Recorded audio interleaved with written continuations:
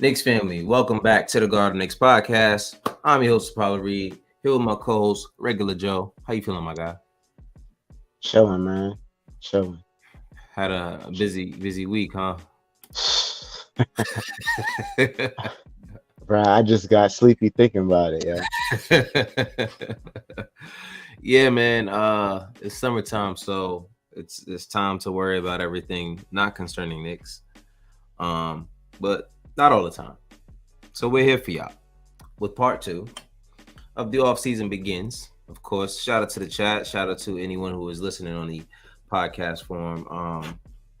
Hope you guys had a great week. What is today? Wednesday. 2 more days left, y'all. We can do this. We almost there. So a draft happened, and of course, we didn't actually draft anyone, but we did sign some guys.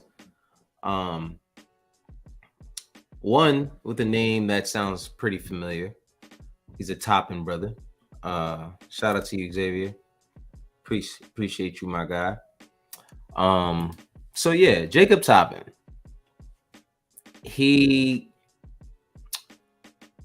I don't know.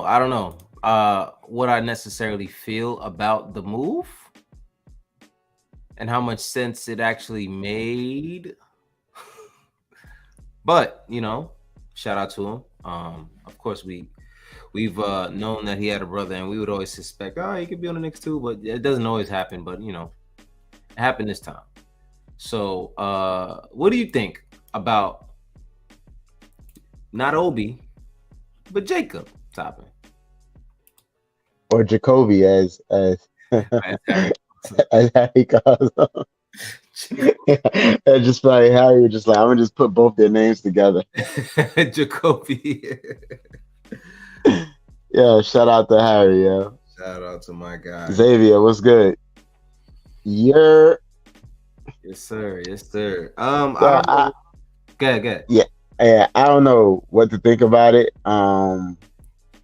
Listen, he had, from what I understand, I'm not gonna pretend to be uh like I know everything about Jacob Toppin, but I heard he had a pretty good final year of college there at Kentucky. Mm-hmm. Heard he had his best year at Kentucky in his final year. I watched the highlights. Athletically, he is 100% NBA ready. Mm-hmm. Looks like he has an NBA body already. I don't know if he can make perimeter shots to help not just the Knicks, but like any team.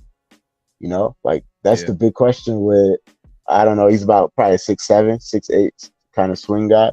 Yeah. Like that's always the question with these guys, right? Like they could probably come in, he could probably play a little bit of defense. He's clearly athletic, like super similar to his brother in the open floor, right?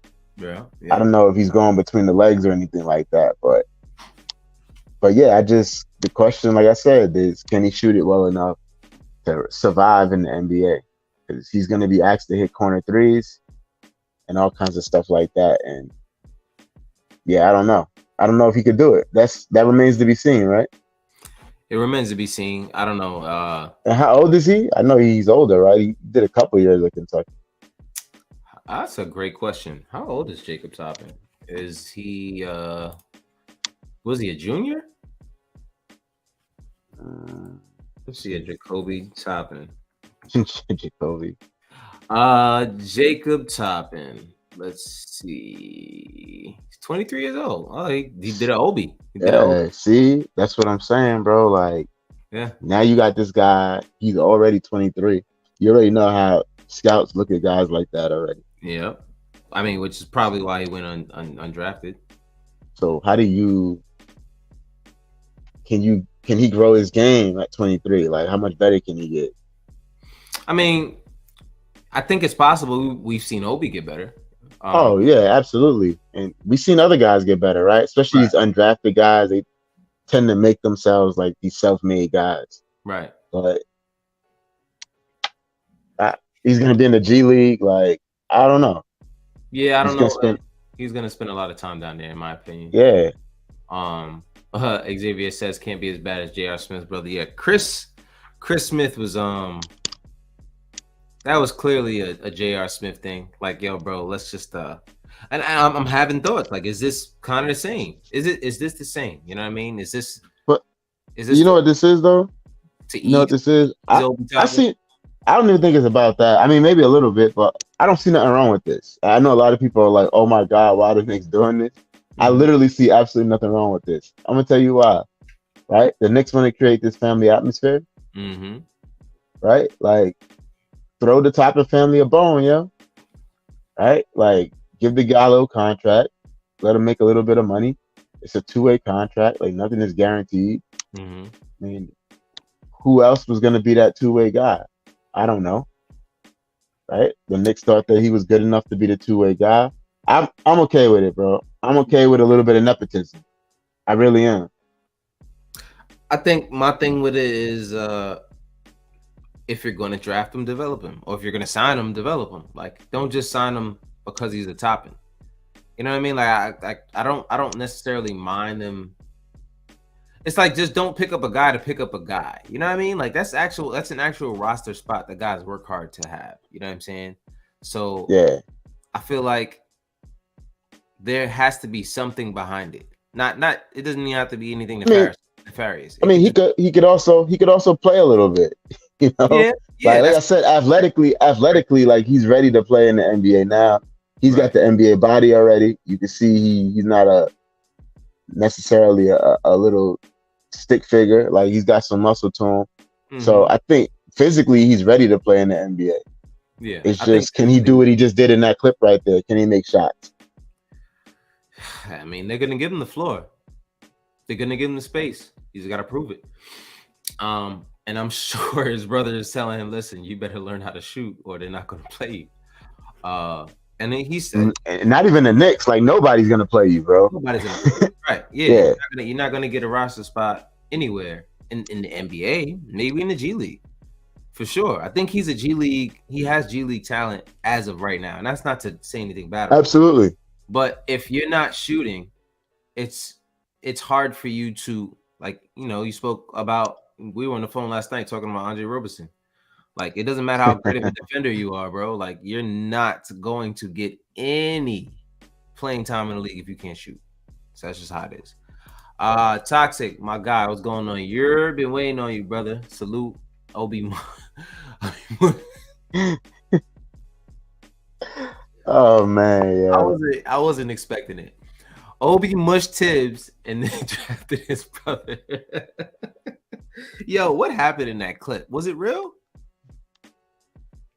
I mean, I think there was some kind of frustration there. I don't know what happened, but he was upset. You heard him. You heard his voice. I mean, you could tell it was Obi, and yeah, you definitely heard him say Tibbs. But there's no context behind it. He probably tripped him on the way to the tunnel by accident and pissed Obi off. You never know. I don't I'm know. looking. So you ready? Oh boy, talk to me. So at for his college career, right? 4 years. He played 1 year at Rhode Island, and then he transferred to Kentucky for his last 3 years. Mm-hmm. So at Rhode Island, he only shot 29, about 20. No, I'm sorry.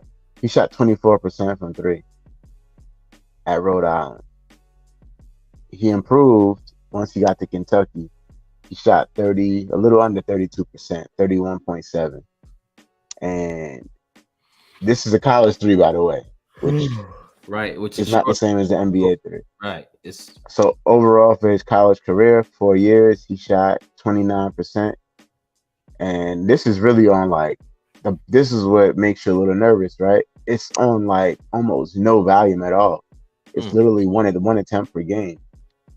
wow. That's terrible percentage for the amount of shots he's putting up. Yeah. So it's 1.2 attempts per game. Listen, And man. the free throw shooting makes you nervous too, right? Because he wasn't a good free throw shooter in college. He only shot 69% from the free throw line in college. So usually if a guy has a stroke from the free throw line, you could kind of, maybe predict like that shooting touch will come later. But it's really not much evidence, bro. But he can dunk. That's like the silver lining, right? He can dunk. Listen, I don't know, man. if he could dunk, defend, and rebound from the wing position, right? Yeah. Like and shoot 34%, he could be on somebody's roster. But he got work to do, bro. I don't know, man. I don't know. The good thing is this. The good thing is this for him. I don't know what shots he was taking at Kentucky as far as threes. In the NBA, he's literally just going to be a corner 3-point shooter. Well, I'll tell you what. Calipari definitely coached him up a little bit, and he did a little something for him. Okay. Average You know, 12 points per game his senior year. right? 12.7 rebounds. Yeah, that's not bad at all. What's going on, cuz? How you doing, man? I'm good. I'm good, man. What's going on, Ricky? The show was starting, so pardon me. No. Don't worry about it. Don't worry about it. It's cool. It's cool. It's just guard up next. We forgive you, bro.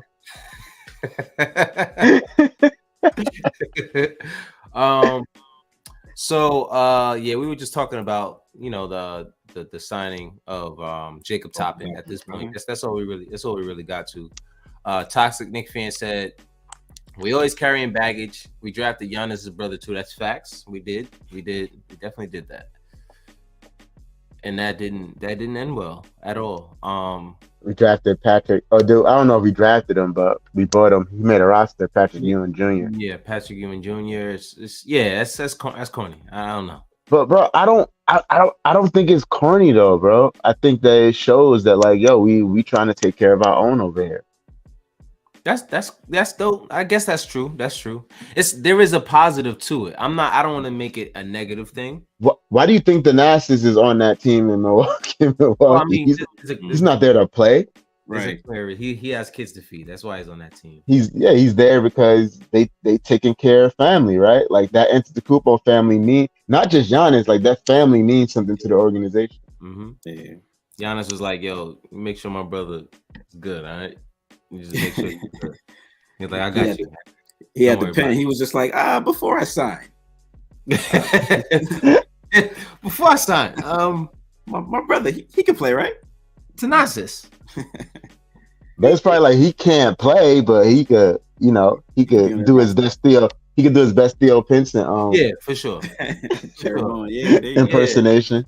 We'll see him in a blowout one of these days. Damn. Xavier Marshall said they can gang up on Julius. Imagine Obi and Jacob trying to jump Julius. That'd be hilarious, yo. They probably jumping mad high. Yo,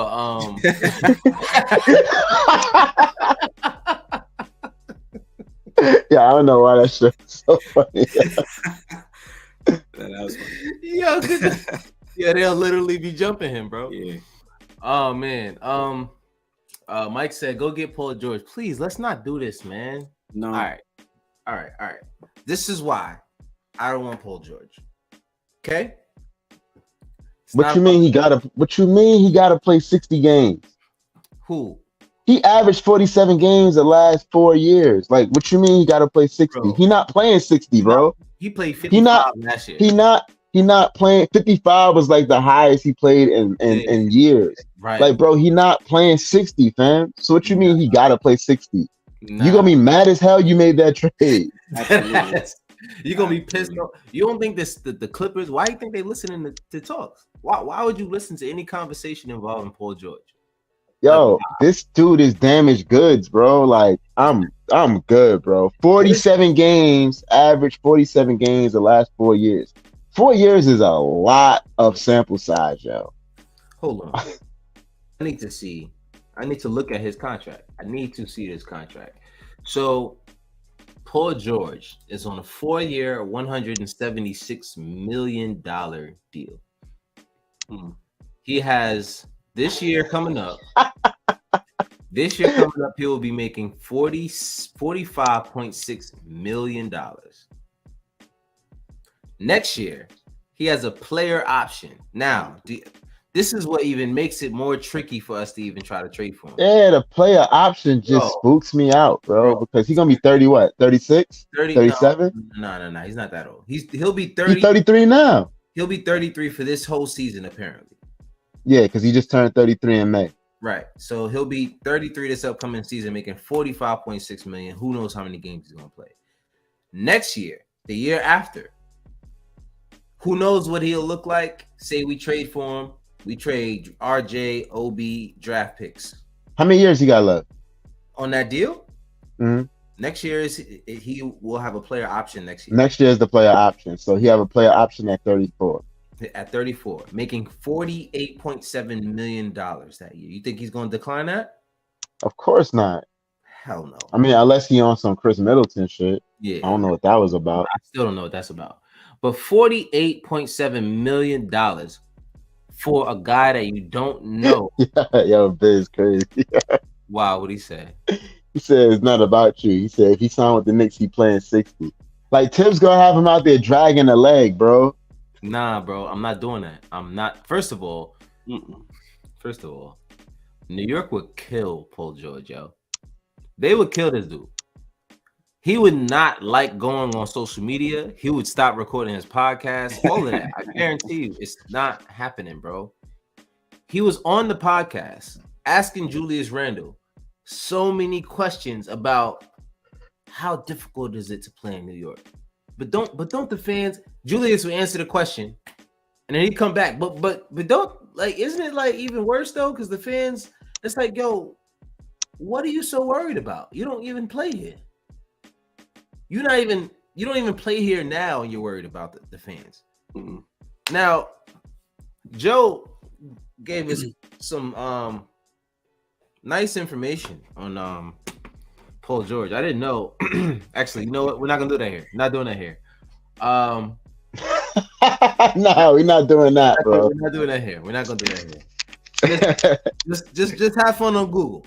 Yo, bro. Paul George might be watching, bro. We're not doing that. That's Paul. If you listening, that's some bullshit that was on the internet, bro. That's not what we think, yo. First of all, I don't even know what you're talking about, Joe. Yeah. All right. That's alleged as hell. I don't even know what you're talking about. Allegedly, there's something on Google referring to Paul George. Referring to Paul George. That's where we're gonna leave it. We're not gonna dive into how far. You're sending everybody to Google, man. It's a large place. It's a large place. Oh man. Anyway, I'm cool. I'm cool for a multitude of reasons. I don't think it's the wisest move to make. Are you still? Yo, come on, bro. Yo, nah. We really can't do that here. My bad.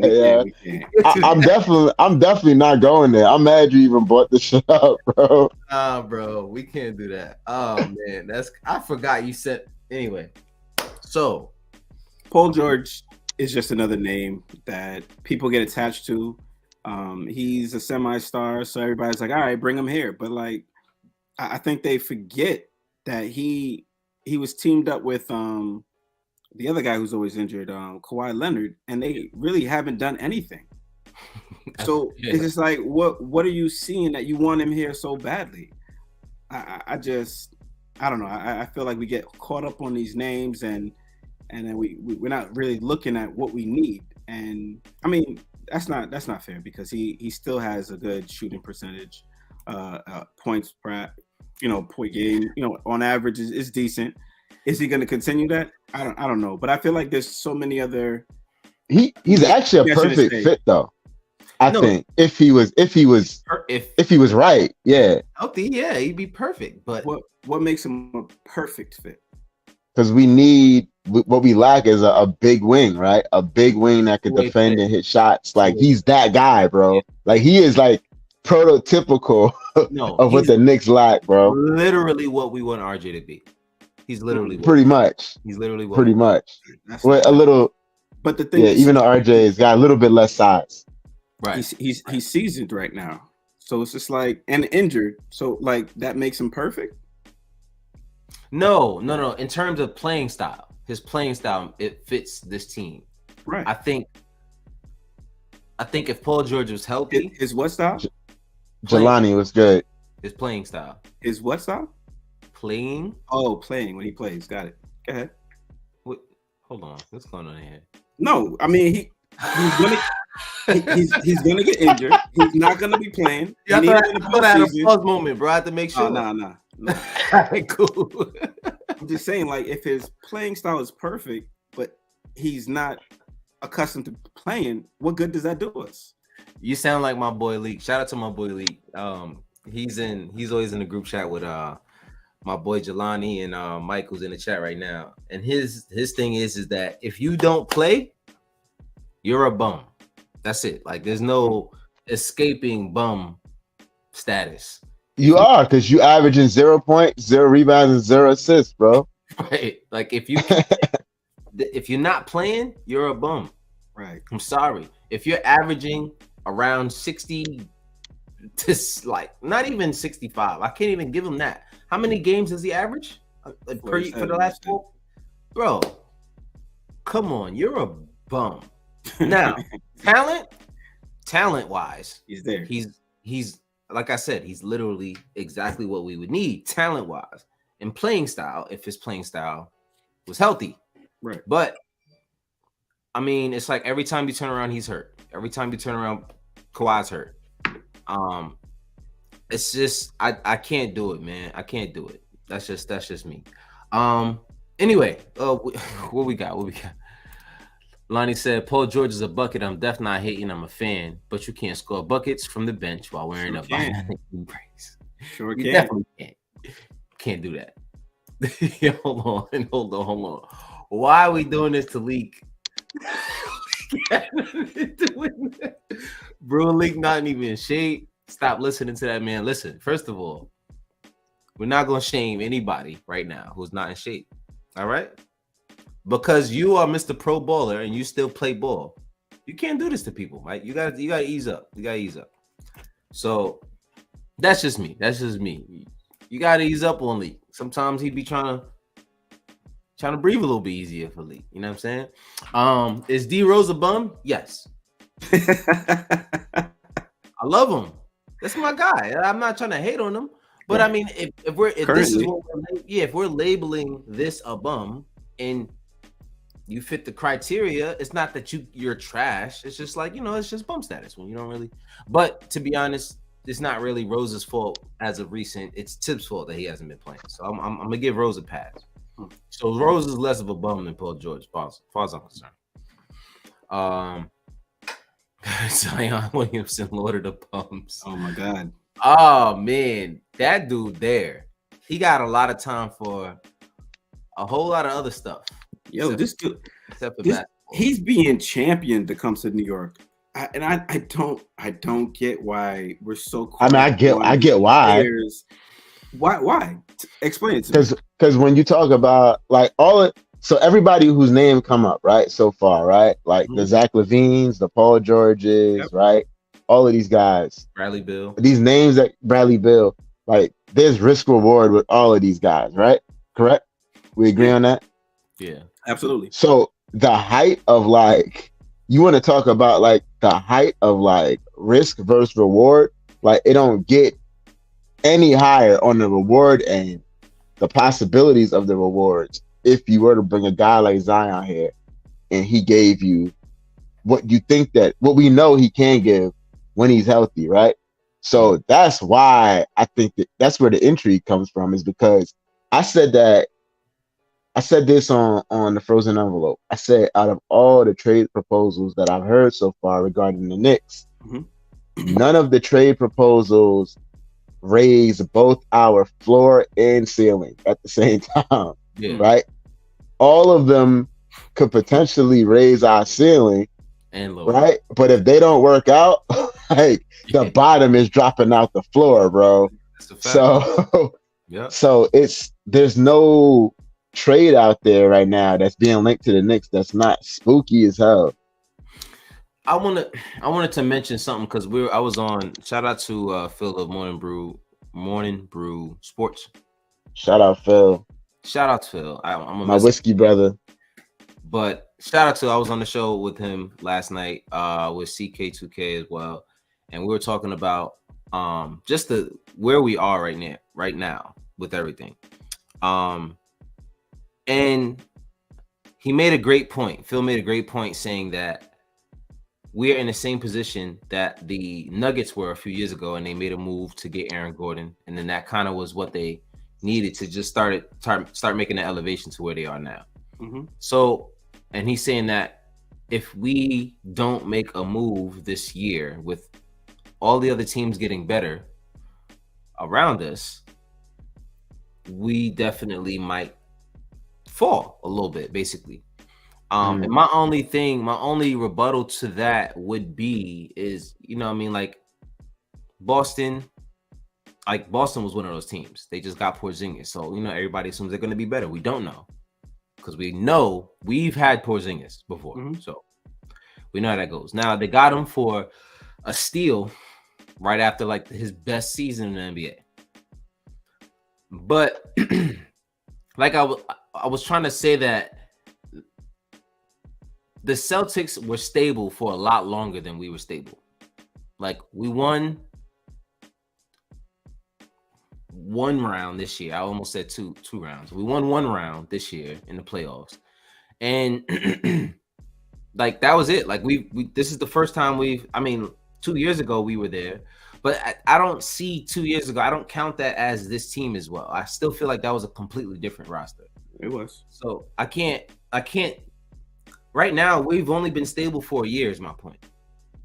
Like, I just feel like we have to continuously grow, but at the same time, we can't sit here and just start making moves just to catch up with everybody else around us because we don't have the stability that these other teams have. The Denver Nuggets stability, they have had it for a long time.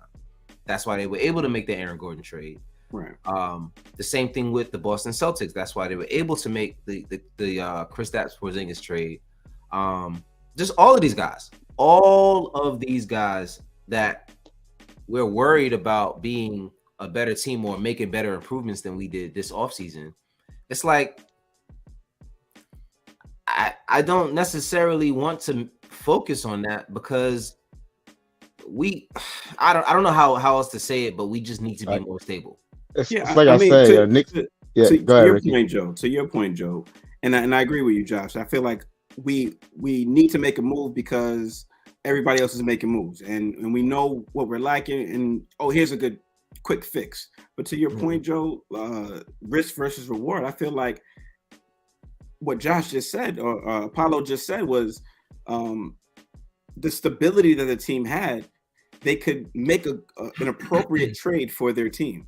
And risk reward. Aaron Gordon, for what they needed him to do, it was very low risk to the reward that they got. Facts. For us to take on an injury-prone player, like you said, the floor is going to open up. Like it's just, we don't have that stability yet. We just got Jalen Brunson. Yeah, it could be so. It could be so bad, yo. It could be so bad, yo. So when I hear these players all over Twitter and Instagram and stuff say, "Oh, come to New York," I'm not sold on that. I'm not saying, and this has nothing to do with their ability to play the game. Facts. That's a lie. It has their skill, but their ability to play the game is what's withholding my confidence in them coming to New York.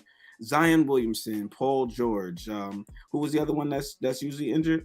Zach LaVine. Like that bothered me. Yeah. Bradley Beal, even though I don't feel like he fits on New York, I would be more prone to having him come, but still for what he required would destroy the team. And Zach healthier than all of them.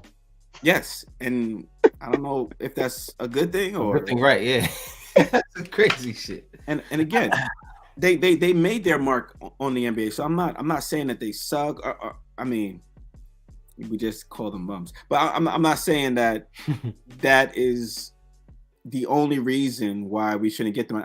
I think the fit for the team is also good. So we just got to slow down with these trade-offs. But yes, we need to make a trade. I think everybody's on board for that. But we should make the right trade. There you go. It's the right one. And I mean, I agree. It's it's easier said than done. Of course, it's easier said than done. I would hate to be Leon Rose.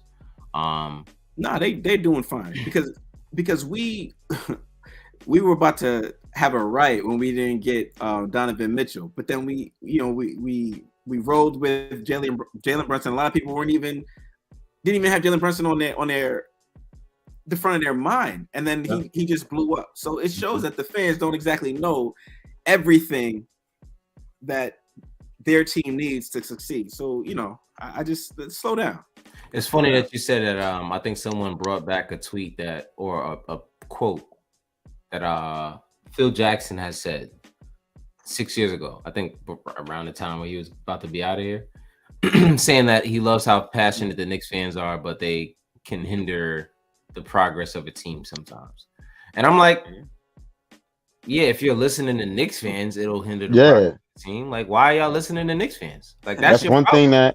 That's one thing that this regime don't give a shit what we talking about. They can't get rid of the voice of the fans though. Yeah. They're gonna hear it.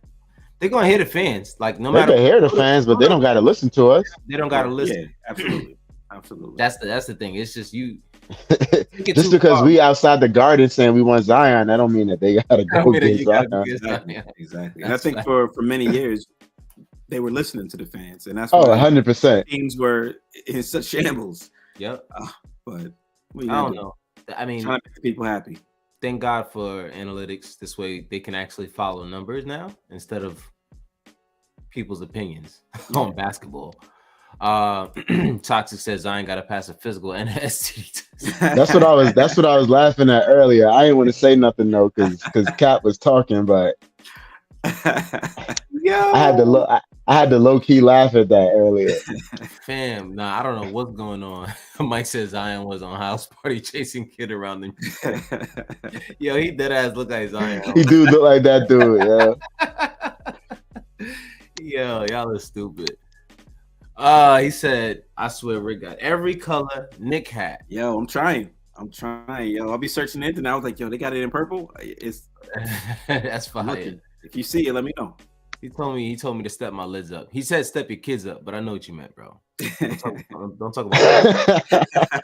My kids ain't had nothing to do with this shit. Okay, let's just take it easy. Jose said the good thing about getting Zion is RJ will be able to keep an eye out on him. I don't think RJ cares. That's the crazy thing. I honestly think RJ is one of those dudes who, no matter what, like, you notice how he's never on social media. Yeah, he'll roll with whatever. Every summer, you don't know where the hell he's at. That's what I like about RJ. I like how RJ does not need to be in the spotlight. He doesn't need people to see the progress he's making. Right. He's just focused on fixing it himself. Now, is he perfect? No, absolutely not. But I appreciate the certain things that you're getting out of RJ that you don't get out of other guys. So. Let's see. Hitting the chat one more time. He said, how many times have the Knicks unloaded their roster for injured players or players past their prime? That's my point. That has got to stop. We've got years of that on our track record. Yeah. So what I say to that though is we unloaded some players who not one turned into an all-star. All was a bunch of role players for a guy who was in his prime and totally healthy, and Knicks fans were still mad about the trades. You talking about Melo trade? You know exactly what trade I'm talking about. Yeah. So what are you gonna do? You can't make everybody happy, This is why you don't listen to Knicks fans. You don't. You do what you're supposed to. And this is what I was saying the other day because somebody was mentioning. I would make the Melo trade 10 times over, bro. I mean. I would want this regime to make the Melo trade because I want to see how they would have around. They would have exactly, bro. They would have probably built on that a lot better than those knuckleheads did, bro. Because they were operating out of fear, and that's kind of what I was gonna allude to. You know what I mean? The past regimes operated mostly out of fear because you had a time clock. If by this time this wasn't happening, James Dolan was like, "All right, yo, you gotta go." So, you know what I mean? Like they traded a first round pick for Andrea Bargnani, bro. And that pick turned into DeMar DeRozan, bro. Come on, man. It's just here, bro. Like that whole roster, that it just everything was just silly. So I say that to say Though a lot of Knicks fans, you would be surprised how many Knicks fans are not a fan of Leon Rose right now. Really? There are a lot of them that are pissed off. And it's because we haven't made a trade. And it's like, who do y'all want us to go get, man? Right. Like, But Please. I feel like Let us Knicks know. fans. I feel like Knicks fans are focused way too much on making a trade, and I feel like they're focused way too much on what other teams are doing. Yes, Right? it's true. Forget what those other teams is doing. We gotta worry about the long-term health of the New York Knicks. Like y'all operating off of, oh, the Celtics made a trade, so who cares, yo? The Phoenix Suns made a trade, right? They already had 3 guys. Yeah. They made a trade and went out and got another guy, right? That dude got a trade kicker, right? A 15% trade kicker. They're gonna be paying that dude like 60 something million, or is it 70 something million? The final year of his contract. Like, that's And what then- y'all want? Like, this is the shit y'all asking for. And that's People mad that John Collins got traded to Utah. Who cares? I don't care. And you know what I mean? Like- Like that's kind of what I was alluding to, because it's, you know, we have this thing like, all right, whenever with the Knicks want to make a move, it's harder to make a move than anyone else, which is factual. And I forgot who was it in the TFE group chat that was talking about it, about how past regimes, basically all these other owners don't want to help us. And that's why for so many years we've been in this like just state of trying to climb out of a hole, because whatever we've done over the years is we've rubbed somebody the wrong way. So my thing is that, yeah, I would love to blame it on the rest of the owners and governors of the league and say, listen, y'all need to start being more fair to us. But we still drafted players every single one of those years, and they were terrible drafts. So like, I don't want to sit here and cast blame on anyone else. For years, we drafted terribly and we developed terribly. So the one thing we had control over, we didn't take care of. You know what I mean? And that's just how I'm looking at it. For a long time, we had control over nothing but who we drafted. So that should have been all of your focus. You should have had the best staff in here for all of that. But no, when you have an owner who kind of wants you to win now, you don't have the opportunity to develop your guys. So, Right. you know, Xavier said, was RJ the best pick in that draft? No. No. I think Ja was still the best. Ja was still the best pick in that draft. Yeah, for sure. But guns and all. I think currently with, you know, he's the top one that has no drama centered around him that's steadily improving. So I mean, but I would even argue that Darius Garland is better than RJ Barrett. So kids got an all-star under his belt. Yeah. I think he's better, and I don't think there's anything wrong with saying Darius Garland is better, especially because he plays a completely different position. But Ja was still the best. Ja's still the best player in that draft to this day. Like right now, if we're talking on June 28th, 2023, Ja is the best player in that draft. I will say though, if Zion was healthy, there would be no question about who's the most. Oh yeah, for sure. Like for sure dominant player in that draft. For sure, without a doubt. But anyway, let's see. Toxic says, yo, the playoffs turned me off. Donovan Mitchell, his playoff effort seems kind of sus. Really? And that's something that I didn't hear a lot of people talk about, but it's something that I noticed. I didn't notice it, bro. I'm not gonna lie. It wasn't like he had like one bad game. But if you look at his career playoff numbers, he's a terrific playoff performer. Yeah.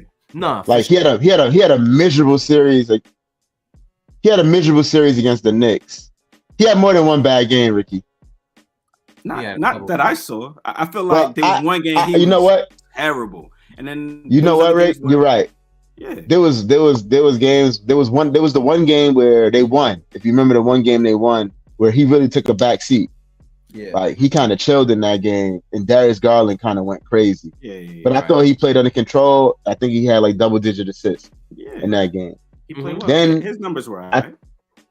I think he was just okay though. He wasn't great though by any stretch of the imagination. And I think that in times where his team needed him, he came up a little small in that series. But I mean, if you look at his career playoff performance, like he's a good playoff performer, man. Yeah. I'm not gonna shit on him because he had a bad series against a Knicks team that was just better than his team. They were. like they beat them 7 out of 9 times they played them. They're just a better team. Yo, it's the crazy thing about it is I was talking. Shout out to Toon, cause of I was no, that wasn't Toon. I was just saying I clicked that by accident while I said shout out to Toon. I don't know why that happened. But anyway, shout out to Toon. I was talking to Toon about it, and I was like, no matter what we like, as frustrated because Toon was very frustrated. He wants us to make a move. Like, why aren't we making moves? And I'm like, listen, if we'd have made a move, like right now we're not making moves and everyone's pissed. We would have made a move and everybody would be mad that we Exactly, you know bro. what I mean?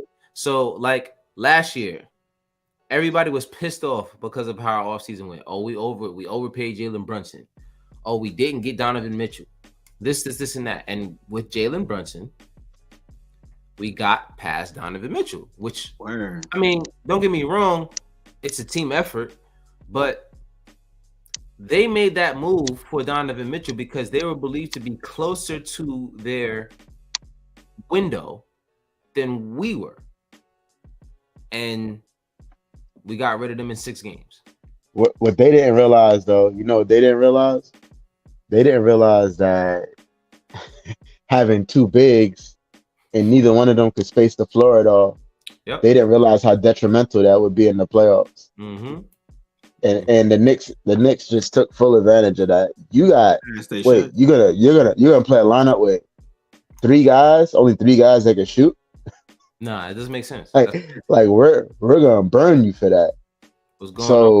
Something's gonna have to happen for them next year. Like Mobley's gonna have to he's gonna have to extend his range. Yeah. To really take them over the top and get in the weight room as well.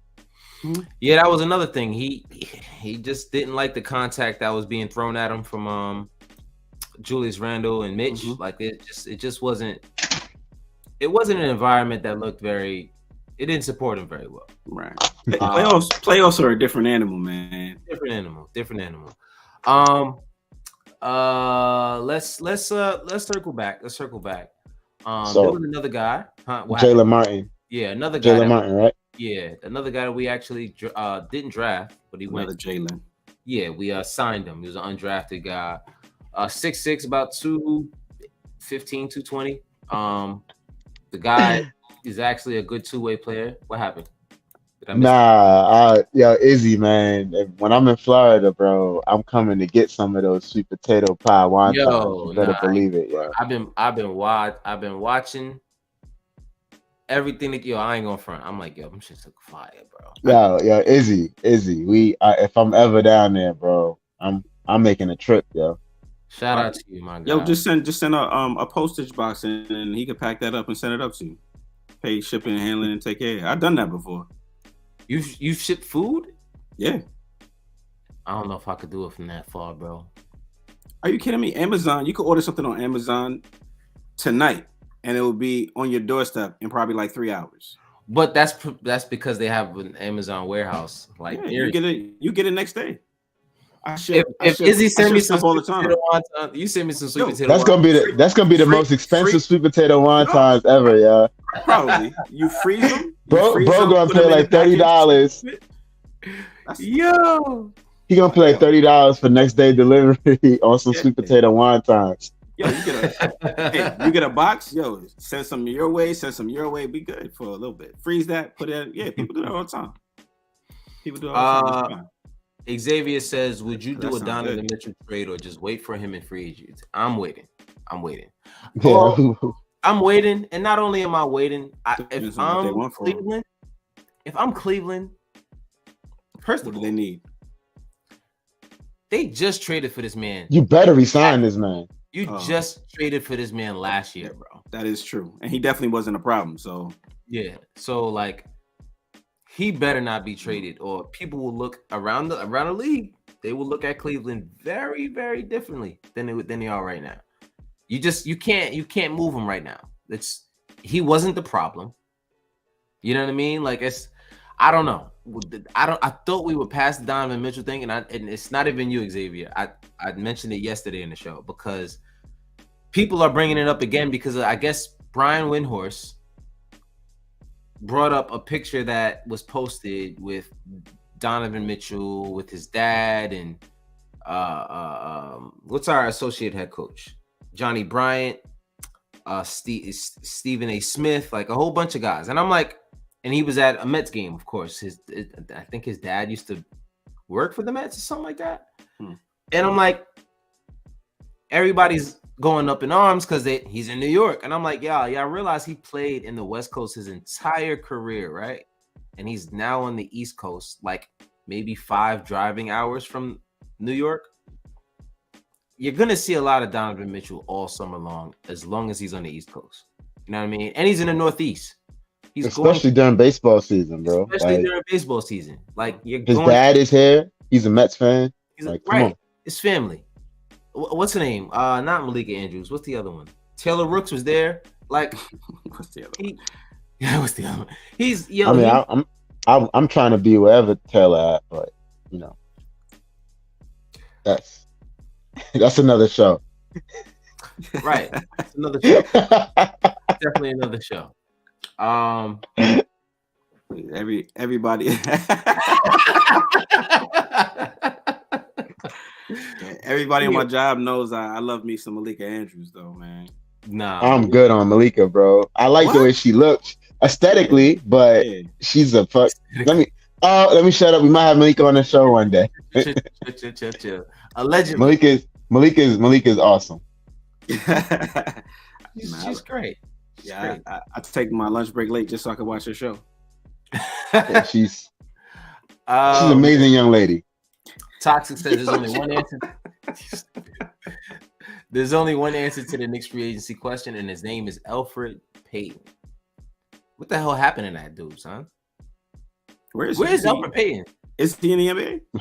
In China. Google that. Hold on. He's in China for real? China. No, I don't know. China. Let me see Elfrid Payton. My man is on Shanghai Sharks right now, going crazy, hitting threes. Yeah, why is that always the go-to Chinese team? That's the only one people know.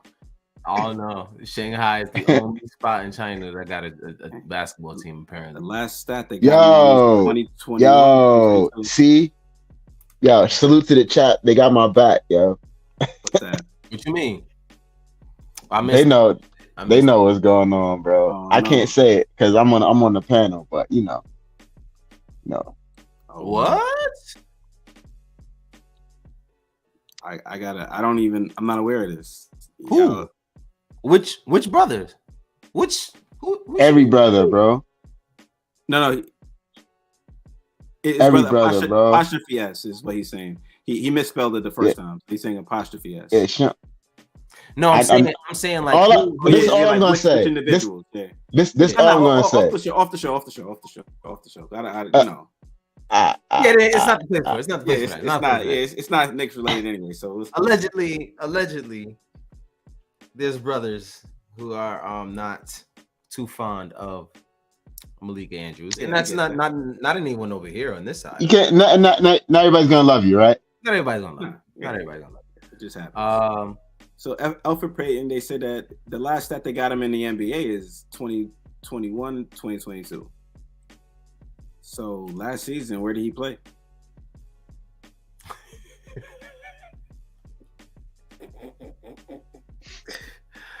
Yo, first of all, Elfrid is really at home right now. That is so messed up. Damn. But everybody's at home right now. It's the off season.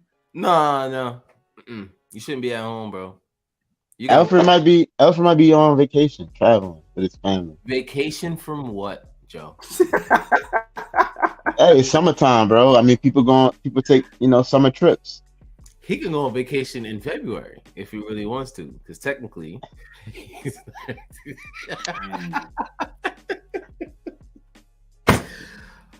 See, I wasn't even gonna say all that, bro. Like, damn. Nah, shout out to my man Elfrid, man. He is the reason why we are where we are today. Let's be real. If it wasn't for Elfrid, we wouldn't have noticed how much we needed a point guard, and we wouldn't have Jalen Brunson. We wouldn't have. I don't know. Yeah, I guess. I mean, I don't know. I don't know. That's some logic, but I'm trying to make it make sense. Listen, but he showed Jalen us what we Martin. needed and what we didn't need, and we didn't need a point guard that couldn't score. So And we didn't need we made an adjustment. So he showed us what we didn't need, and what we didn't need was shout out to Alfred Payton, man. him. We didn't need him. Now you know what though, Alfred was, if nothing else, Alfred was a good Knick.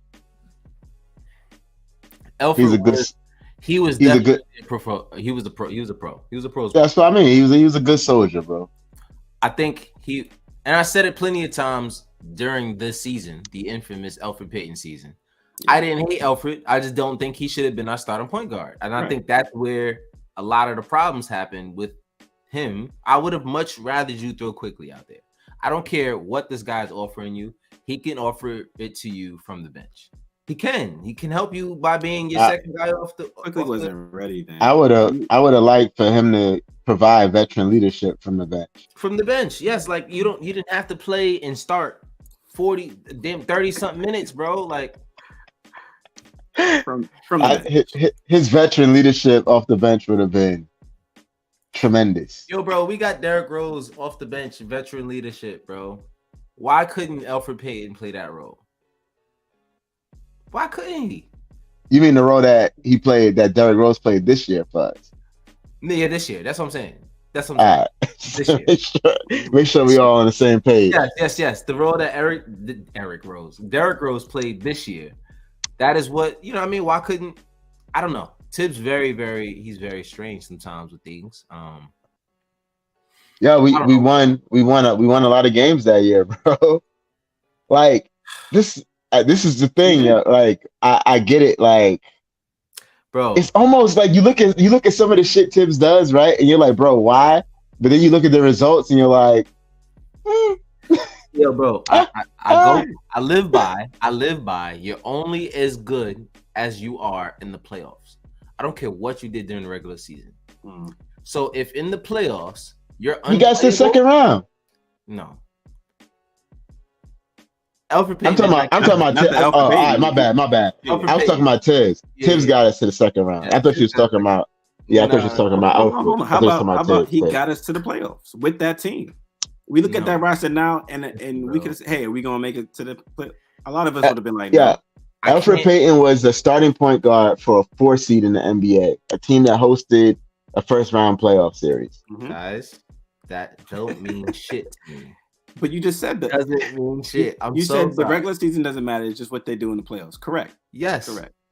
Correct. So this is what I'm saying. In the playoffs, if the best Tom Thibodeau could have done with this guy was, we shouldn't play you no more at all, like anymore. We're gonna cold turkey throw you on the bench. Yeah, it was weird. Like, you had to have seen something the previous 82 games, Tom. Like, you didn't see nothing for those 82 games that made you say, maybe this guy shouldn't be started. But keep in mind, so you demoted him from a starter to not playing at all mid-series? Yeah, that was a shakeup. I dislike when that happens. But we know, he's a defensive coach, and Alfred Payton authored defense. And so, you're gonna play defense. You're gonna play the game. And that he did. Bro, they put that man on the Phoenix Suns. Listen. Jalen Martin, right? The other guy that we picked up and signed. Because I don't want to sit here and talk about going down the rabbit hole. Sorry, we already. That's pain. That's pain right there. Talking. That's pain. That's all that was, Alfred. You didn't do nothing to me, man. That's just pain talking. I hope you have a great vacation this summer. Yeah, we just spent mad time on Alfred Payton. On Alfred Payton, bro. That's crazy. So it's A1 podcasting. A1. I blame the chat. Who was it? Who did that? Was that Toxic? I think it was Toxic. I'm blaming you, Toxic. Yeah, it was. It was he Toxic. Said that he was the answer. How dare you enter that name into this vicinity? Oh my gosh. Jalen Martin was the other guy that we had picked up immediately after the draft. A 6'6" guy from Overtime Elite, 2-way player. He can shoot, can play defense. He's pretty athletic. I didn't realize he was 6'6". Yeah, 6'6", 215. The kid can play, man. The kid can play. I think more than Jacob Toppin, I see this guy actually sticking on the team and them trying to really develop him. Because I mean he came from a developmental league, you know what I mean? So he's already on that trajectory of developing. Gotcha. So you know what I mean? I really, and he's 19 years old. He's not 23 like Jacob. So I'm excited to see what this guy can bring us. Like I don't think we're gonna see a lot of him this year or any of him. He's gonna be more than likely in the G League. But maybe the year after, we'll see what we can get from him, what kind of development he makes. Like, do we have the space for him? I don't know. But if he turns out to be good, you best believe they're gonna try to make some space for him. But I don't know, that's just me. How do you guys feel about the prospect of Jalen Martin? I'm looking at the highlights. Definitely, I like what I'm seeing. Got an interesting jump shot, and the reason why I say that is, and I don't know if it's just by design because he's been wide open on some of these.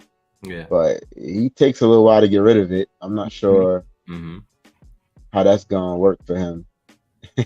I think he averaged at the next level. I think he averaged 14 or 15 points, 1 rebound, and 6 assists. If I'm not mistaken, let me double check that.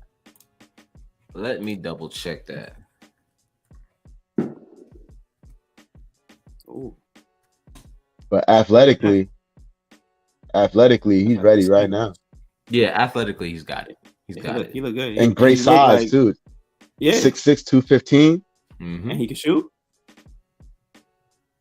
And he can play off the ball. And he seems to be in the right place. Well, these are highlights. So, I mean, let me not. Yes, they are highlights, right? They are highlights. I think he has a lot of growth there that he can really make, but he looks like a smart kid. Yeah, he looks like he plays hard. Right effort, right place at the right time. He's finishes. I like the kid.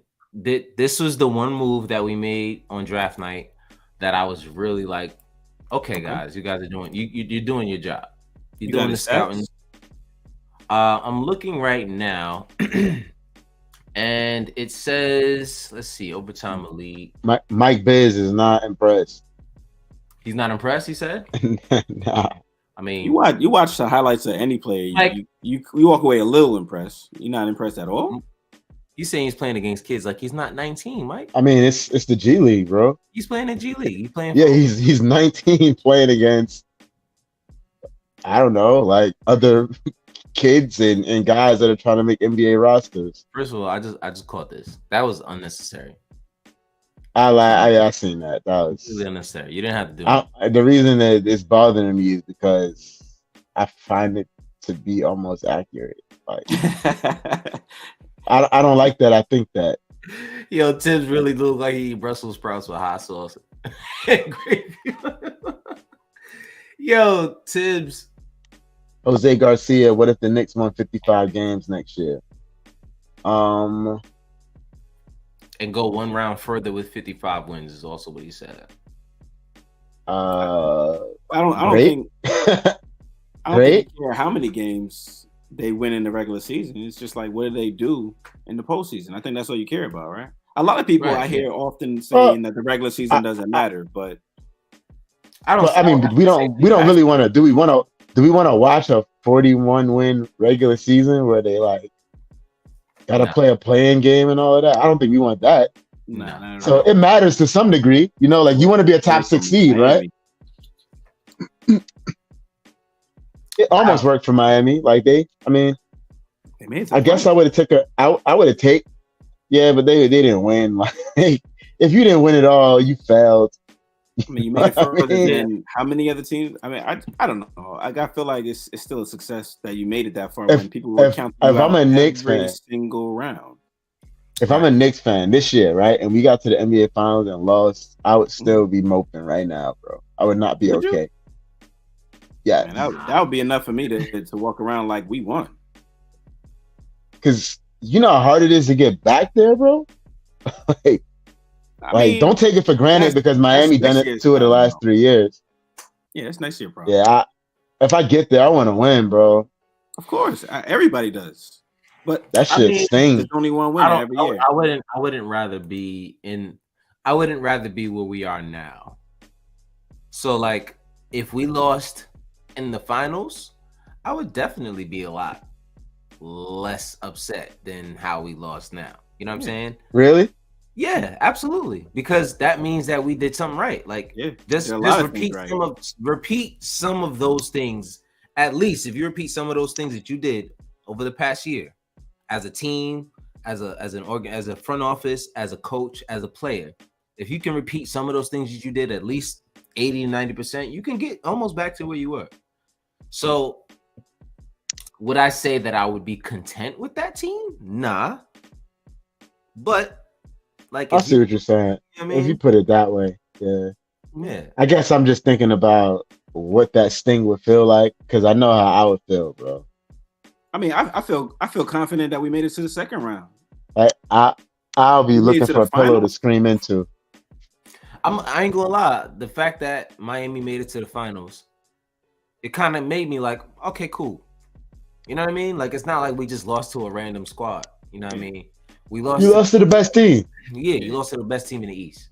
And that was the only team that stopped you, you know? So, and do I think we could have beat Boston? I think so. I think that in a perfect world, there was an opportunity for us to beat Boston. They're not a well-oiled machine. I'll say that. They have better parts than we do. They were the first like 30 games, and then it just all fell apart. Yeah, it fell apart. But I mean, if you watch them all year long, you know, okay, they have a problem with turning the ball over. And when one of those guys aren't hot, you're gonna have a problem. It's like I said about them. Like they were in desperate need of a point guard. Like, I know me and Harry kind of had like a back and forth because he was like, "No, Marcus Smart is." I'm like, Marcus Smart is. He's a great guard, but he's not a point guard. Yeah, like they needed somebody to get them organized and to take the ball out of those two guys' hands all the time because those two guys just coughing it up, man. Mm-hmm. And the moves that they made this year, they got better, but did they fix their? They didn't address. No, they didn't address. And just their weakness. So if anything. That got worse. You got rid of Marcus Smart now. That Brogdon shit is scary. I don't know what's going on there. Like, I don't even know. I want to know what Brian Windhorst was talking about. Yeah, like, when is he going to be okay to play? Like, he might not play. Like, is this some? They said that. No, they said that he would. So they said he would be ready for the season. That's what Brian Windhorst said. But Brian Windhorst said that there's something, right, that's showing up in his physicals that's making him untradeable. Wow. That is freaking scary. Wow. But he also said that he'll be ready for the season. And it has nothing to do with the forearm injury. That sounds like a heart condition or something. Yeah. Which I hope it's not, because that's not nothing to play with. But at all. If it's an injury that's like a limb or something, like your knee, shoulder, elbow, like, I think they would have just said that. Yeah, but Brian he made sure not to say what it was.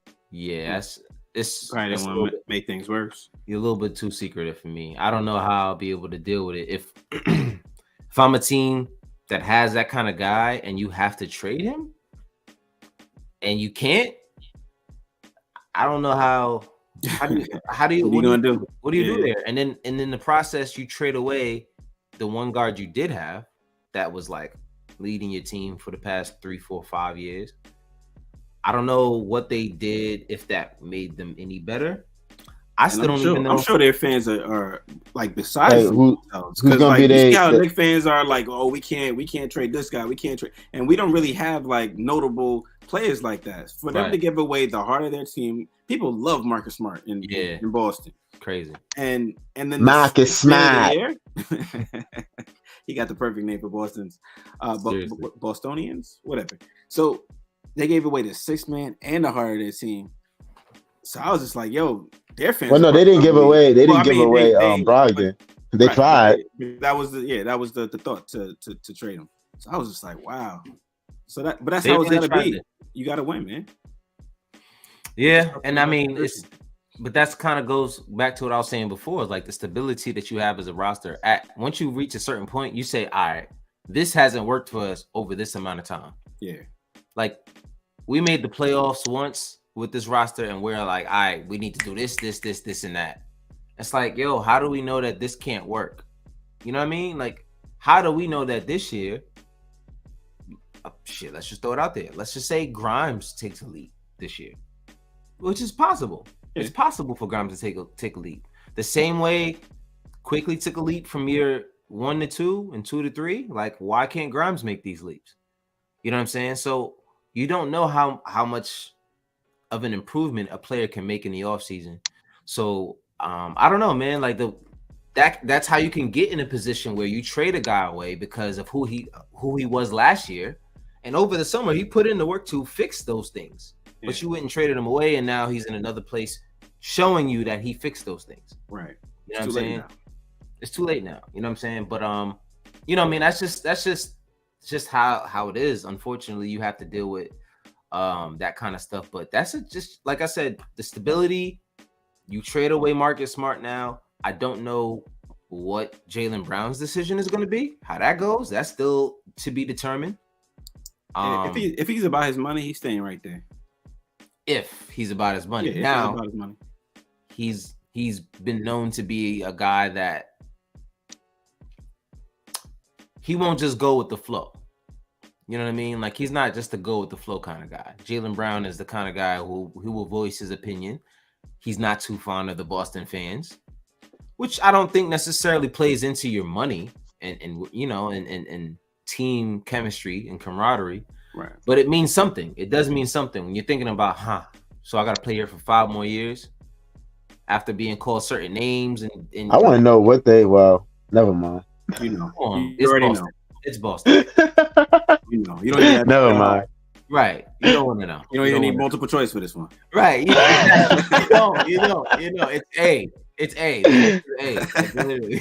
Yeah, hit that thumbs up for us, y'all. That's it. Yeah, actually, we've actually reached that point today. Oh shoot. Y'all talked about the Tobias Harris comment? No, I missed it. Tell me about that because I was gonna look that up, but talk to me about it. Tobias basically said that casual Philly fans would trade him for what do you say? Crumbled.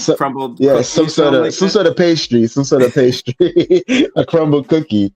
What? Yeah. But little do they know, like a 6'9" guy who could, shoot 40% from 3, guard multiple positions, and play 70+ games a year. Like, those guys, you don't just get those guys back in return. Mm-hmm. Was he talking about Julius Randle? He's talking about himself. Sound like he was talking about an old NBA player. But hold on. What I say in the chat, Ricky, I was like, yo, it's crazy hearing Tobias say this because that's how I feel about Julius. Yeah. Like, Knicks fans just want to trade Julius for like a bag of chips. I'm like, yo, you're not getting a guy like that. Those guys, bro. I mean, minus the obviously Julius is a different player, right? He doesn't shoot 40% from 3 or guard 3 positions like Tobias does, but like he gives you 25, 10, and 3, and he's all NBA and a 2-time All-Star. Like, those guys they're just not easy to find, bro. I never was on the trade Julius Randle bandwagon. Like, I knew that there was things that he needed to. We on this show. We heard it so many times. Like, every season we heard it. But I thought about it. I considered it. I considered it last season. I'm not gonna lie, because there was some things that was going on last season where I was like, but seeing now with Jaylen here, I think we're good. I have become a Julius Randle apologist. I have. Okay. Does that mean that I want him on the Knicks for his entire career? No, it's not it. I don't hate the guy anymore. I used to hate him. I couldn't stand him. Well, I actually like him as a person. I didn't. He's actually more personable than I thought. So, do I feel like there are times where I don't think he's the right guy for this team? There's times where I'm feeling like that, but more than likely it's an emotional thing because he can play many roles, honestly. So I'm usually not the one like if the guy doesn't play well or he doesn't do this well, let's get rid of him. Like you're gonna get rid of an entire player because of this. You know what I'm saying? Like, so do I think there's a lot that he can improve on? Like the first show, when we got eliminated, what was I saying about Randall? It's the effort. That's what bothered me. It was the effort on both sides. Now, if he can continue to improve, like there was the Paul George interview, I watched it. I don't know if you guys got to watch the entire thing. I did. There was some things that he had said that leads me to believe that he is a little bit more. There's more screws in there than I thought. That tight screws. There's more tight screws in there than I thought. I know. Maybe he was putting on a good face for the interview. Maybe, who knows? But saying things like, "Yeah, one thing I learned is you don't thumbs up a crowd." You know what I mean? I was a little emotional. Don't. He said, listen, he knows, bro, right? He's like, listen, sometimes I let my emotions get the best of me. You know, like, you can't just go berserk like he be going berserk sometimes. Right. And have no clue, like, yo, I was wilding. Yeah, there's no way. But that's why I didn't like him. I'm like, there's no way you're this person and you don't see that you're this person. Like, how do you not see that you're acting like the quickly thing that threw me over? Like that was it. A lot of people. Yeah, he know he be wilding, bro. But like it's like he kept saying about Tibbs in the interview. He kept saying Tibbs can't help himself. He can't help himself, bro. Like, yo, he get pissed off and he just that's it. Respond. Snaps, bro. Now, do I see a lot of myself in Julius? Yes, and that's probably what made me start to like Julius a little more. Because I can't sit here and say that there's times where I don't just get super emotional, especially when you're talking like basketball. Like, there's been plenty of times where I'm on the court and I act just like Julius, but not towards my teammates. That'd be the difference. I have with me and my teammates get into arguments, but it's love. They know it's love. How do I know that these guys don't know that it's love? You know what I mean? So it's like maybe a lot of the things that I judge Julius on, I'm looking at it objectively. So it's like easy to just pick out the wrong. Mm-hmm. But I think the guy is actually a good dude. You know what I mean? He's a good dude. Now, like I said, does that mean I want him here forever? No.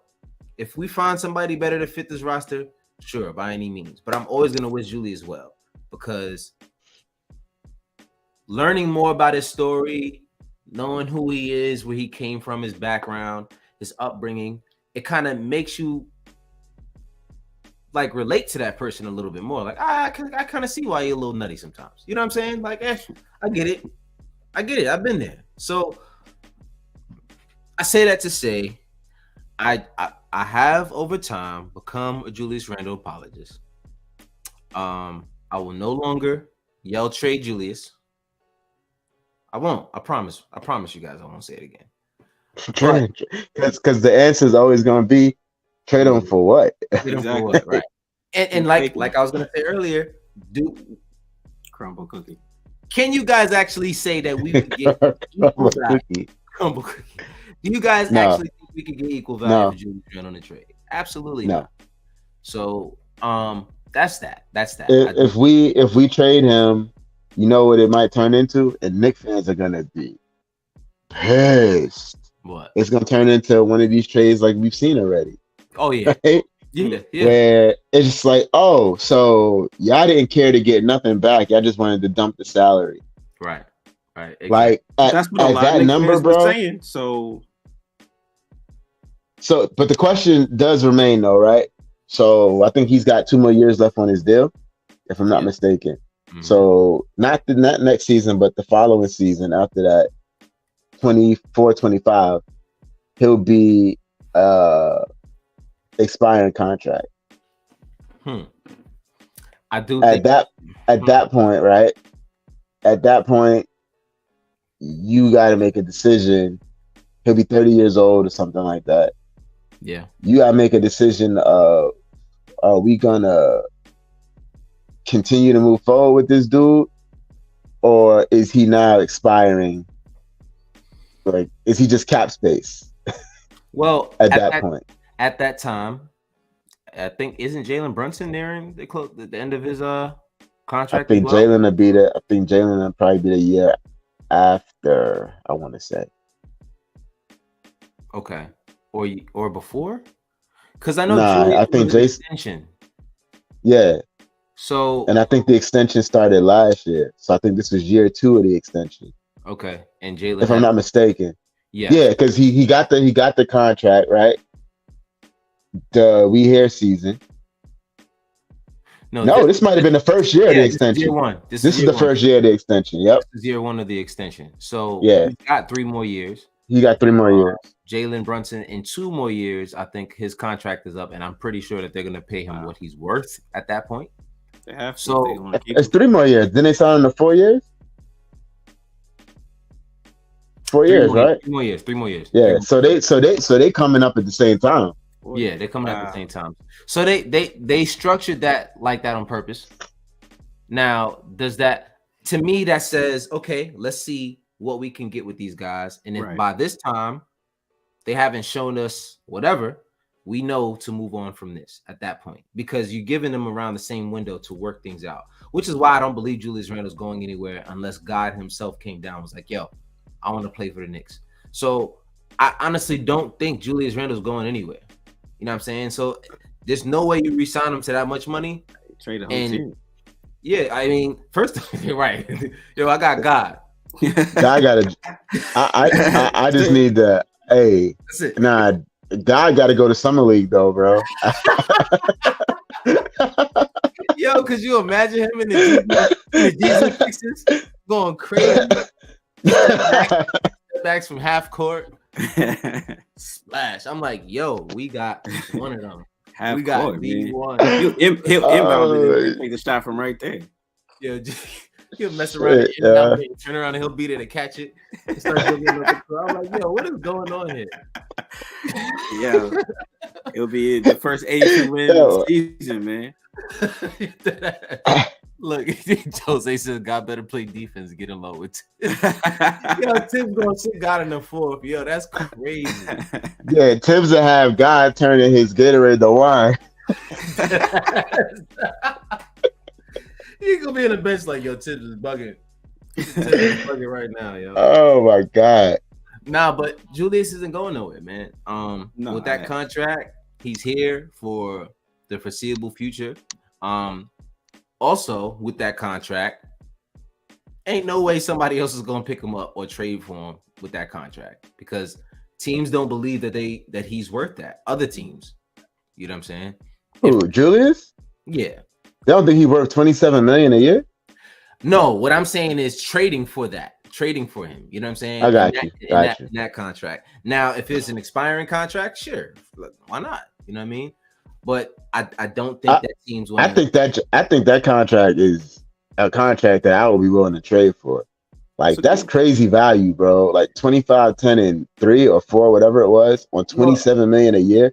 That's ridiculous value, bro. You gotta realize though, when it comes to Julius's numbers, it's volume. There's a lot of volume with Julius's numbers. But it's not inefficient though.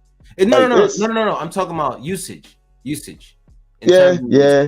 Because of this usage, I always talk about the ecosystem, right? Like, you try to put that guy into the ecosystem of your team, like that shit is hard, bro. Yeah, sure. I mean, if we put Julius Randle on the Warriors, what is his stats? Let's be real. He might be averaging. But you heard what he said though, right? What? You heard what he said in his interview. Like, he want to play with, contrary to popular belief, right? Because everybody thinks that like he's a hater and all this shit. I never believed that, but I let people say what they say. Mm-hmm. Contrary to popular belief, he said like my best years are when I'm playing with people who are better than me. Mm-hmm. Like, so I never thought that he was like jealous of Jalen. And the reason why I never thought that was because there was so many games in the fourth quarter, you could tell that he knew who the man was. Right. Like, he would straight up defer. Like, yo, it's your time now, bro. Yeah. Like, I suck in these last 5 minutes, bro. Like, it's your time. But even that self-realization is something that you need. Like, I'm not gonna just let my pride take over and lose this game, because he took a couple of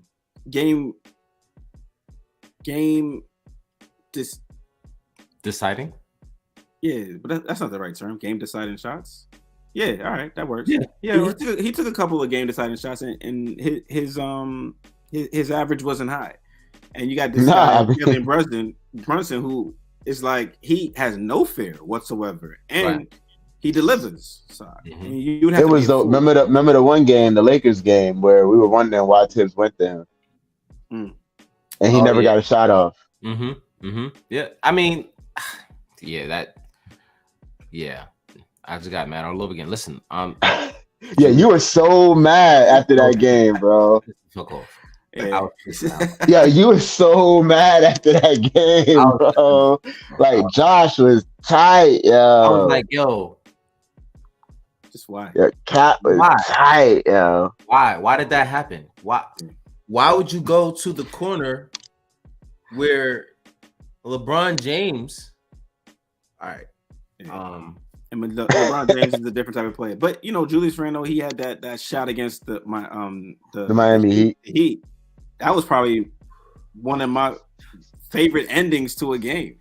That's one of my favorite game winners. It was so much tension, and it just so much stuff happened on that play. A lot.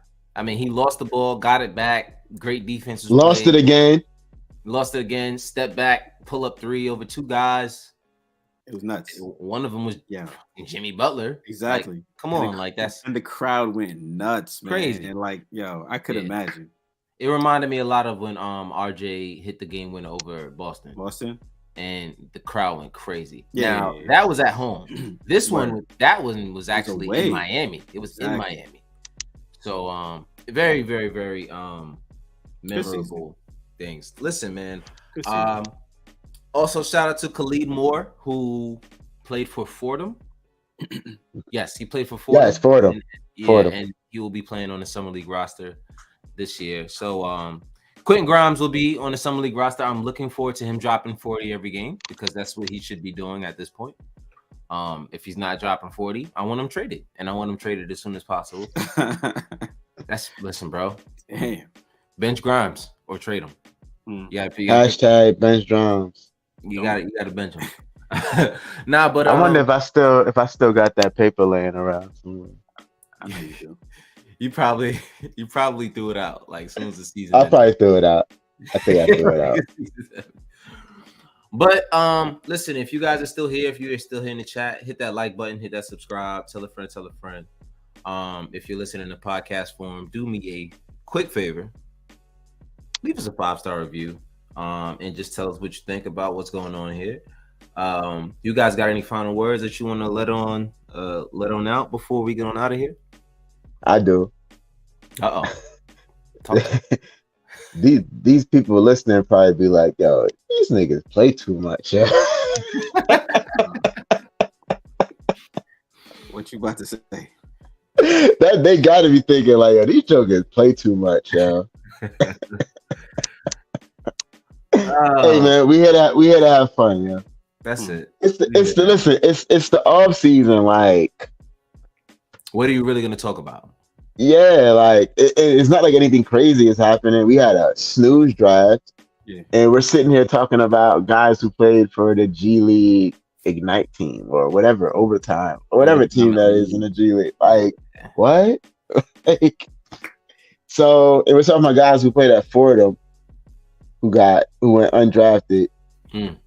Listen, guys, if nothing else, on a night like tonight, we're gonna play. We're gonna have some fun. We definitely gonna have some fun. Also something that we didn't mention. Dante DiVincenzo declined his option with the Warriors to become a free agent. So Interesting.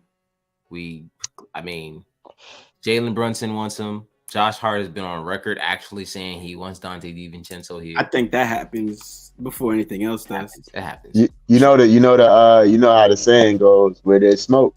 There's smoke. So all right, before we get out of here, guys, like question. So I'm putting DiVincenzo in with a pen, bro. Like I'm not even penciling him in. I'm putting it in with a pen. You think it's definitely gonna happen? I think it's happening. Okay. Where do his minutes come from? The question has been going on all over Twitter for the past 17 hours. So this is what I think. Can I tell you what I think? Yes.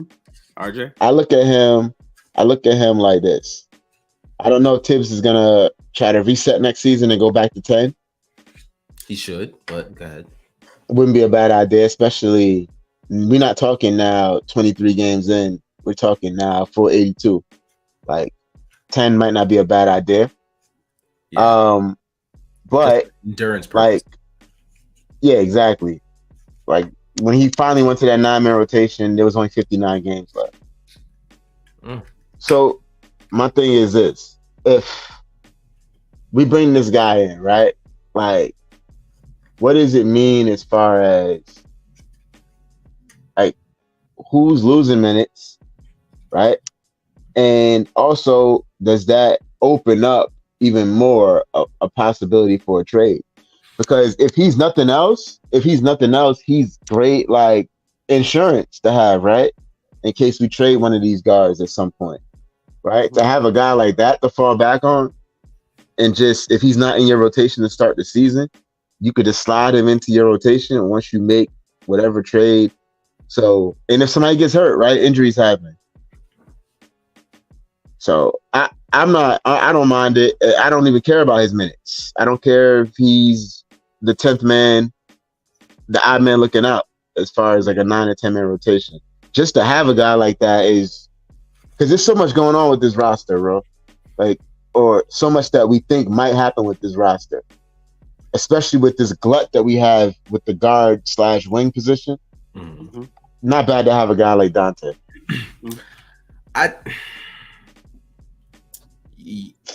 Signing Dante. If Dante's here with a pen, that means that you are somewhere else with a pencil using the eraser. That's just as far as I'm concerned. Like somebody, like there's no way you're gonna have Dante DiVincenzo here and still have RJ, still have Grimes, still have Hart.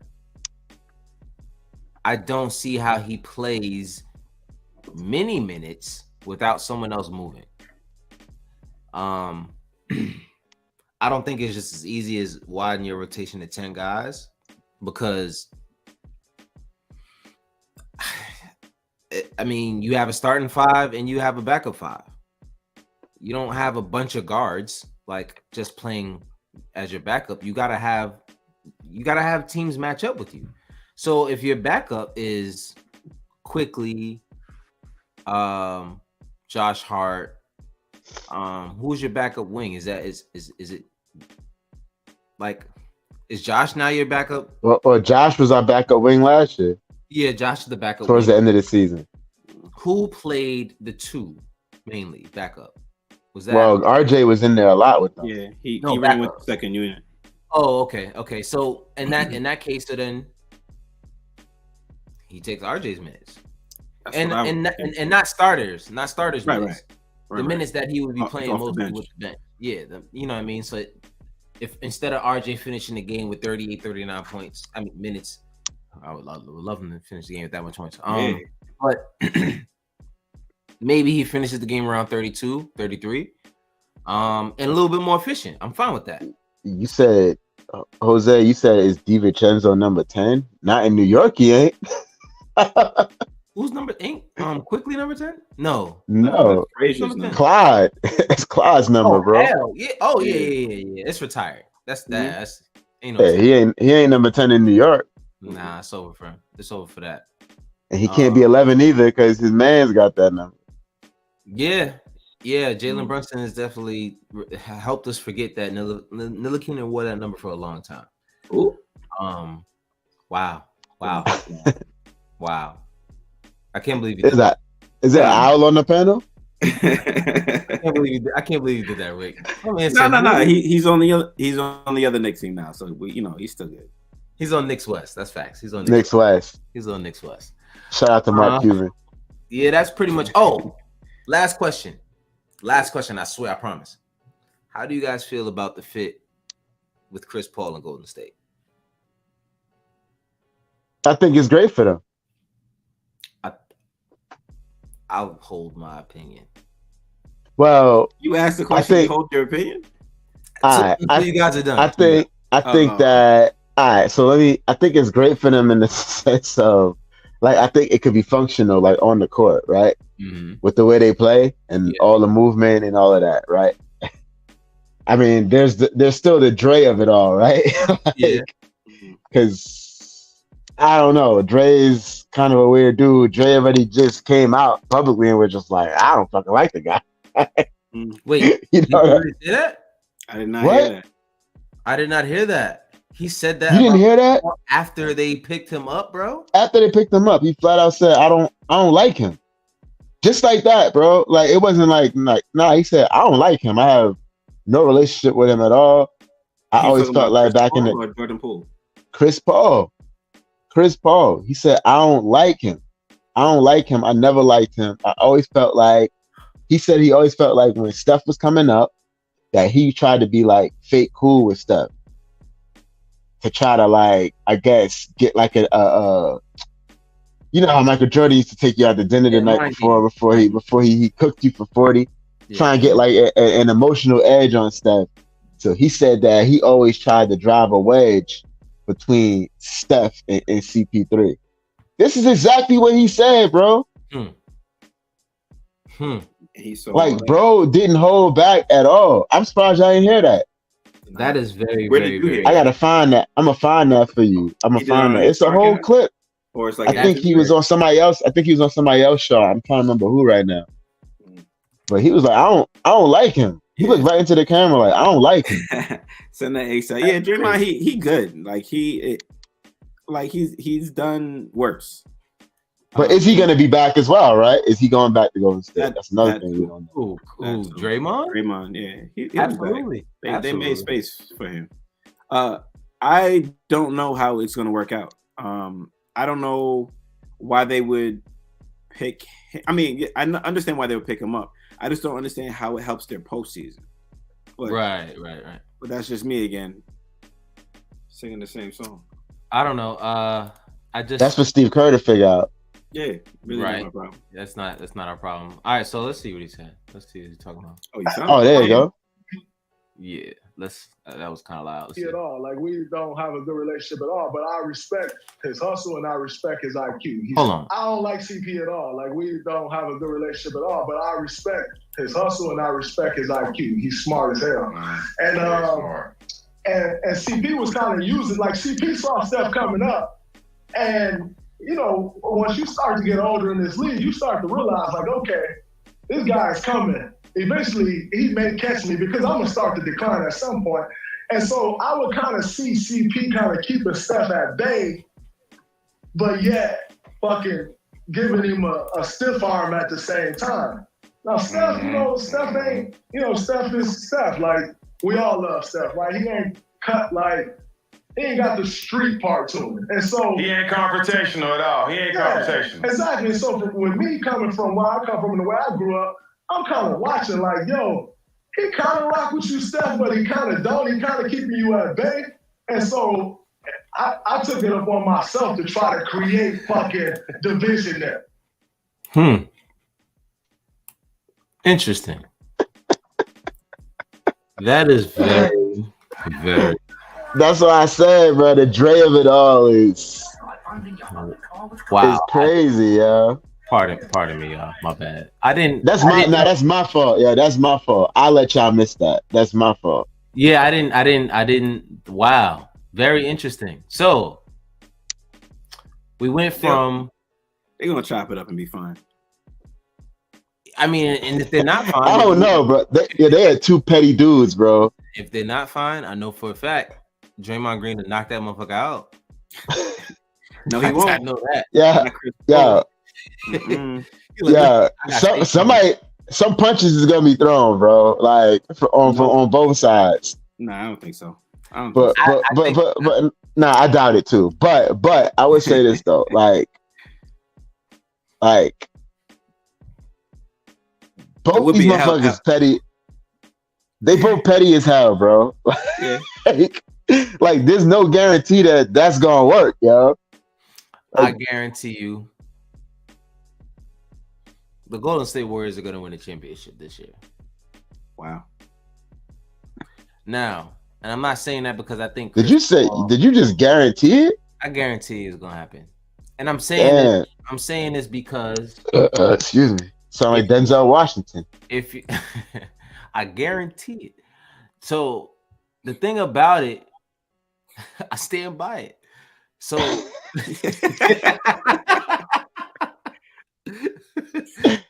the thing about Chris Paul is it's the mind. It's the mind games, right?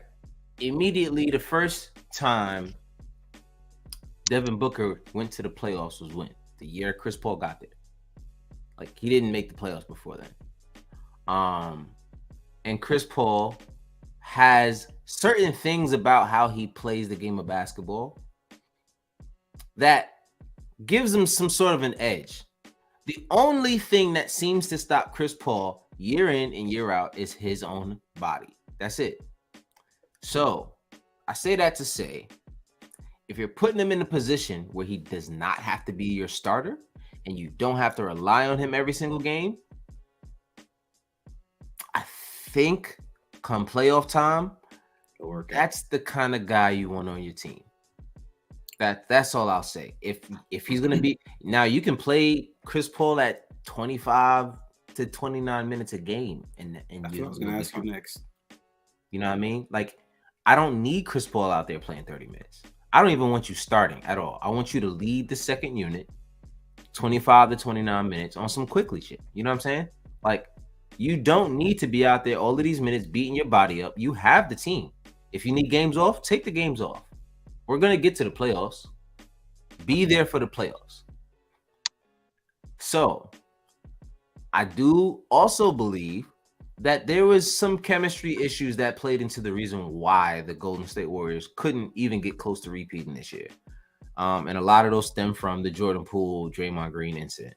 So, you get Jordan Poole his money, you get him out of there. You know what I mean? And you furthermore try to fix the unit. Now, was Jordan Poole part of that unit? No, he wasn't. Like, you know what I mean? Like, he wasn't Draymond, he wasn't Steph Curry, and he wasn't Klay Thompson. So that's their core. They're always going to cater to those guys. So, in my opinion, all you got to do is bring in a veteran who understands that. When the Golden State Warriors were at their best, they had veterans coming off their bench. They had Sean Livingston coming off the bench. You had Andre Iguodala coming off the bench. So that is what I think will push them over the edge this year. Is having that kind of locker room experience, and just pushing over to the playoffs and not having to rely on him heavily until you actually need him. I think that's going to work out for him. We might actually see Chris Paul get his first ring. Yeah, you might be right.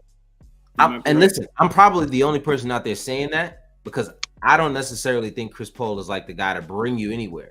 But if you're going to add him as a complimentary piece and he's not going to be a starter, I think that's a great move for him, especially if he still wants to play. Yeah. But that's just me. I won't argue with that. Yeah, I mean, I was hoping you would. It would be kind of fun. It's cool. It's fine. It's okay. No, it was good. Yeah, because if injuries is his problem in the postseason, and you're not playing him to the level where I can't really say he will avoid injury, but he'll find out a way to get hurt. You know what I mean? He'll But- find out a way to get hurt. But I feel like you have a better chance if you lessen the minutes, and then he'll be good for the postseason. So yeah, I think that's a really good point. He'll figure out a way to get hurt, and then he'll get like a ring by proxy. No, I honestly see him actually winning, helping them win the championship, and while they're up there, giving the trophies out, I can see him pulling a hamstring, like jumping too hard, like right there. And he was like, "See, I was that close to not being there for y'all." Yo. Yeah, I would say this though, Cap gave us our first hot take of the offseason. Yes, and I'm not good for those. I don't even like the fact that I let that out, but it's fine. I gotta stand. Hey, it's in the ether now, bro. I gotta stand by it. I guarantee it. So that's where I'm at, man. But that's it. That's all I got. Thank you guys for tuning into another episode of the God of Knicks podcast. Appreciate you. Appreciate you guys for coming out. Like I said, hit that like button, subscribe, and until next time, y'all have a good one. Peace.